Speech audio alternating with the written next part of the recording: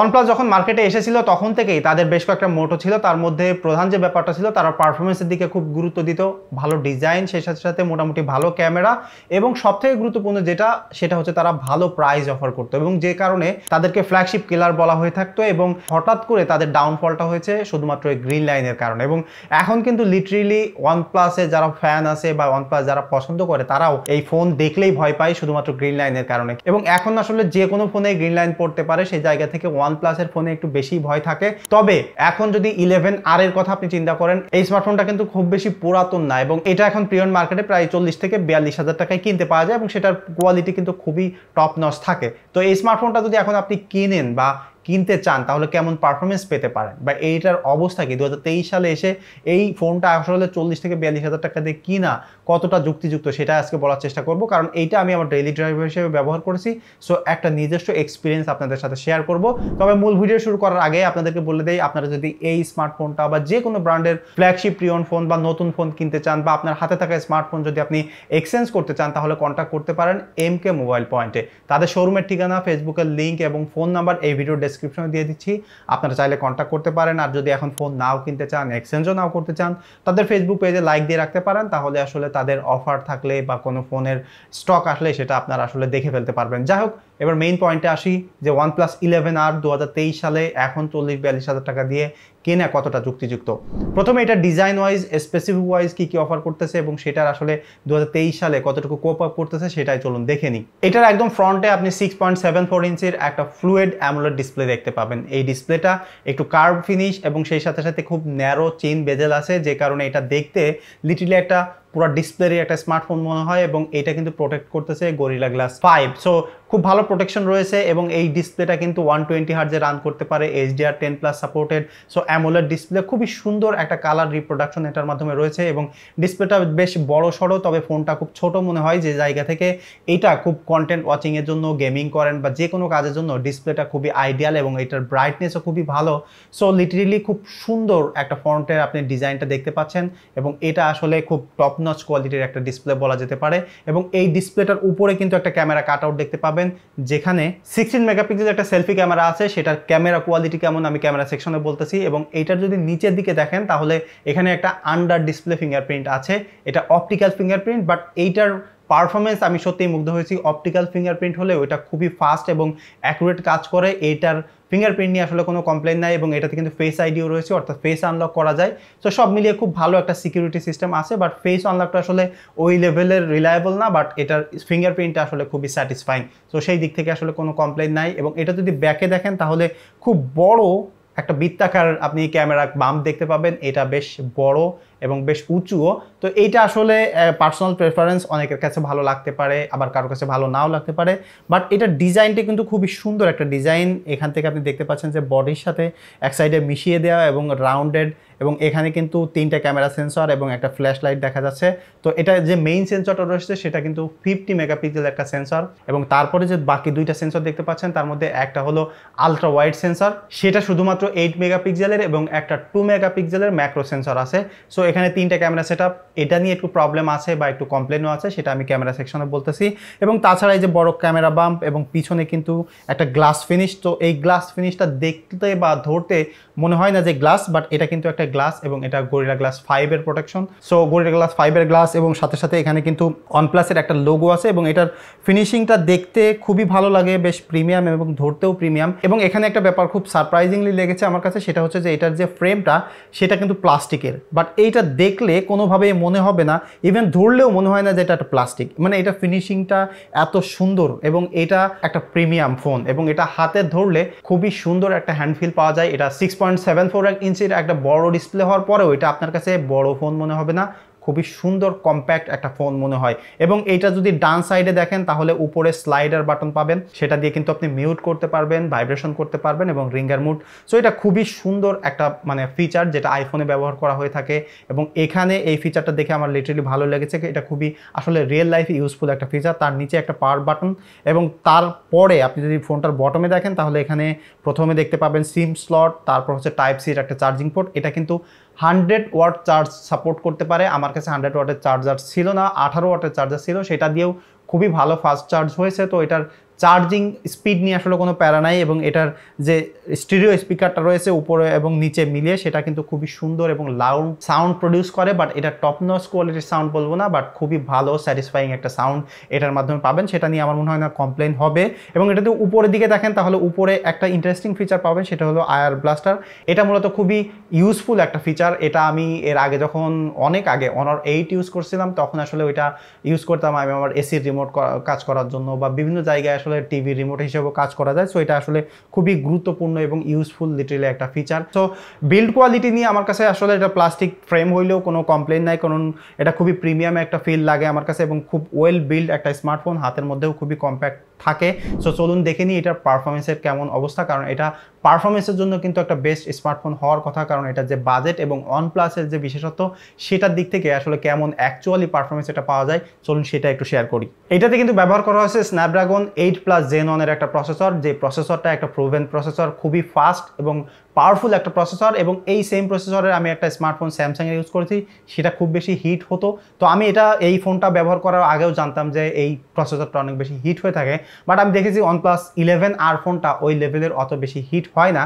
তো সেই দিক থেকে আমি একটু লিটারেলি ভালোই লেগেছে ফোনটা। এবং এটার সাথে কিন্তু পেয়ার করতেছে 8GB র্যাম এবং 128GB ভেরিয়েন্ট। সো এটার কিন্তু এই স্টোরেজের ভেরিয়েশনের সাথে সাথে র্যামও বাড়তি হয় এবং সেই সাথে এক্সটেন্ডেড র্যাম ব্যবহার করা যায়। এবং আরেকটা জিনিস এখানে আমি দেখেছি, এটা যে হচ্ছে অক্সিজেন ওএস চলতেছে অপারেটিং সিস্টেম, সেটা কিন্তু আমার কাছে খুব চাইনিজ ফোন টাইপের, খুব চিপ ফোন টাইপের লেগেছে। আমার কাছে আসলে লিটারেলি ভালো লাগে নাই। আমি মানে হচ্ছে এর আগে যতগুলো ফোন ইউজ করেছি লাইক হচ্ছে অ্যাপেল, স্যামসাং, সনি, তারপর হচ্ছে এলজি বা এই টাইপের যত ফোন আমি ব্যবহার করেছি সেগুলোতে একটা ডিফারেন্ট মানে একটা ইউনিক একটা পশ ভাব ছিল অপারেটিং সিস্টেমে। বাট এইটা আমি ইউজ করতে যাই আমার কাছে মনে হয়েছে যে এখন চাইনিজ লাইক হচ্ছে ওপো, ভিভো টাইপের এই টাইপের একটা ফিল আমার কাছে মনে হয়েছে। সো আমার কাছে আসলে এটার অপারেটিং সিস্টেমের ইউআই স্ক্রিনটা আমার কাছে ভালো লাগেনি। বাট এইটা কিন্তু পারফরমেন্সে কোনো ঘাটতি নাই, এটা খুবই স্মুথ এবং স্লিক চলে, খুবই লাইট মনে হয়েছে। এবং এটার 120Hz ডিসপ্লে, 8 Gen 1+ প্রসেসর, সেগুলো নিয়ে আসলে এত ভালো একটা পারফরমেন্স এটার মাধ্যমে পাওয়া যায় সেটা আসলে মানে ওই অর্থে বলা যায় না যে এটাতে কোনো হ্যাং ল্যাগ স্লো বা এরকম কিছু আছে, বা এগুলো আসলে মেনশন করার প্রয়োজন হয় না। কারণ এখন আসলে আমি এর আগেও বলেছি যে স্মার্টফোনের প্রসেসর এত বেশি স্মার্ট হয়েছে, এত বেশি মানে ম্যাচিউর একটা লেভেলে চলে গেছে, যেখানে আসলে ওর থেকে বেশি পাওয়ারফুল প্রসেসর বা ওরকম বেশি পারফরমেন্স আমাদের আসলে লিটারালি স্মার্টফোনের প্রয়োজন হয় না। সো সেই দিক থেকে পারফরমেন্সের দিক থেকে এটা একদম টপ নচ কোয়ালিটির। এটার পারফরমেন্স দিয়ে আপনি যে কোনো প্রকার গেমিং করতে পারবেন, সোশ্যাল মিডিয়া, ডে লাইফে যেসব ব্যবহারগুলো আছে এগুলোতে একদম তুড়ির বেগেই করে ফেলতে পারবেন। এবং গেমিংয়ের জন্য এটা খুবই আইডিয়াল একটা ফোন হবে, কারণ এটা ব্যাটারি ব্যাকআপও ভালো, সেটা আমি আসলে পরে বলতেছি। তো গেমিংয়ের ক্ষেত্রে আমি দেখেছি লং টার্ম গেম খেললেও অত বেশি হিট হয় না এবং এটার একটা মানে প্রিমিয়াম ফিল পাওয়া যায়, কারণ এটা কার্ভ ডিসপ্লে হওয়ার কারণে বড়সড় ডিসপ্লে এবং লিটারালি বেজেললেস একটা ফোন। সো সেই দিক থেকে গেমিং করে মজা, মুভি দেখেও আসলে খুবই মজা পাওয়া যায়, ইউটিউব, সোশ্যাল মিডিয়া দেখে খুব ভালো একটা এক্সপিরিয়েন্স পাওয়া যায়, কারণ এটার ডিসপ্লের কালার, রিপ্রোডাকশন এবং ব্রাইটনেসও কিন্তু খুব ভালো। এবং এটার সাউন্ড কোয়ালিটি ওভারঅল মিলিয়ে পারফরমেন্সের দিক থেকে একটা বেস্ট ফোন হতে পারে এটা, সেটা নিয়ে আসলে কোনো কমপ্লেন নাই। তো এবার এটার ক্যামেরার কি অবস্থা চলুন সেটাই দেখি। এটা আসলে 11R যেহেতু সেই হিসেবে একটু কম্প্যাক্ট, অর্থাৎ এটা আসলে কস্ট কমিয়ে কম দামে দেওয়ার চেষ্টা করে।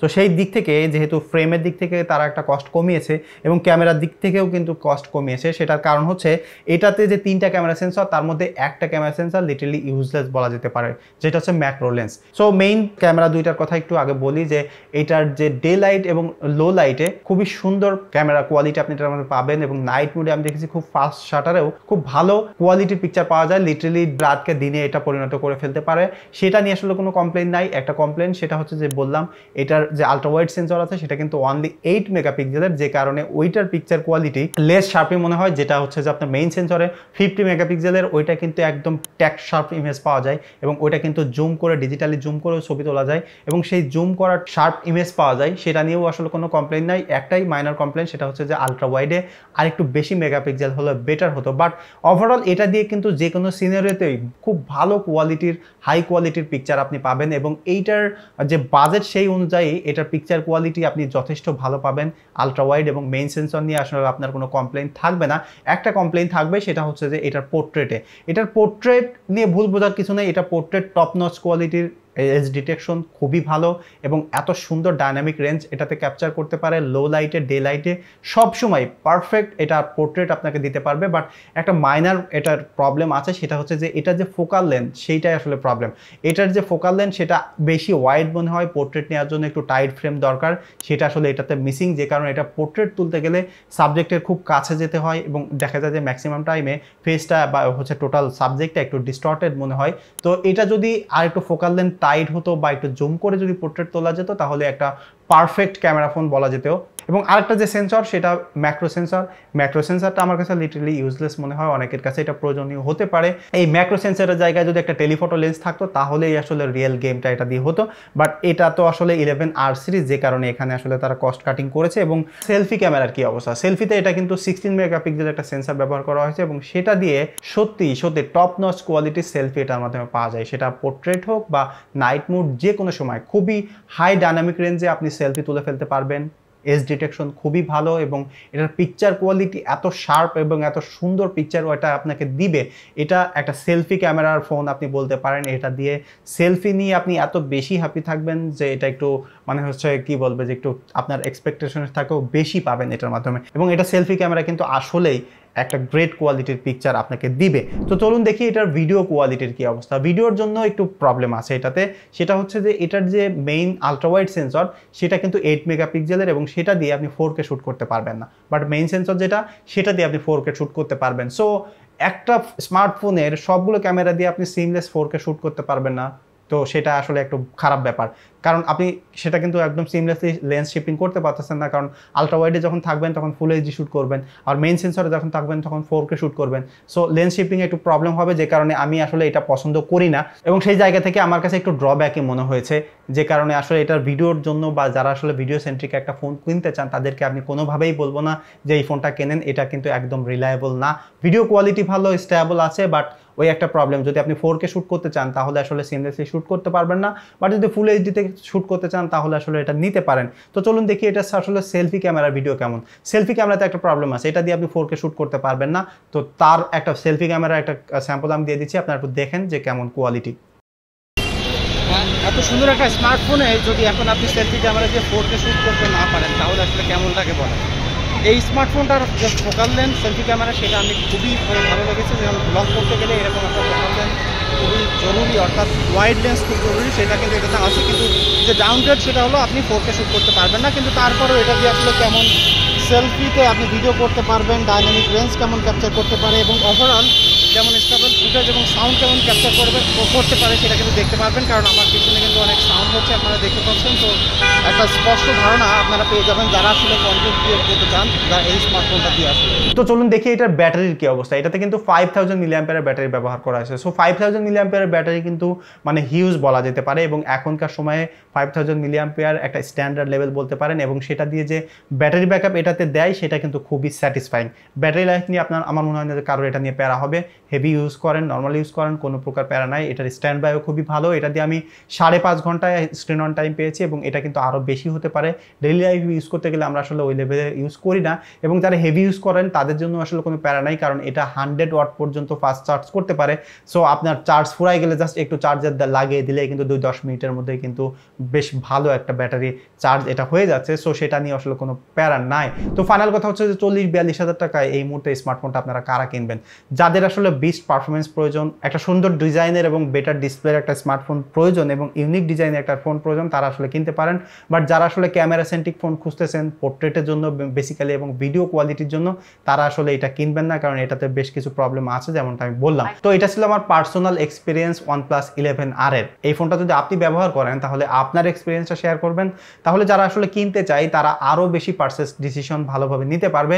দেখা হচ্ছে পরবর্তী ভিডিওতে। সে পর্যন্ত সবাই সুস্থ থাকবেন, ভালো থাকবেন। ধন্যবাদ সবাইকে।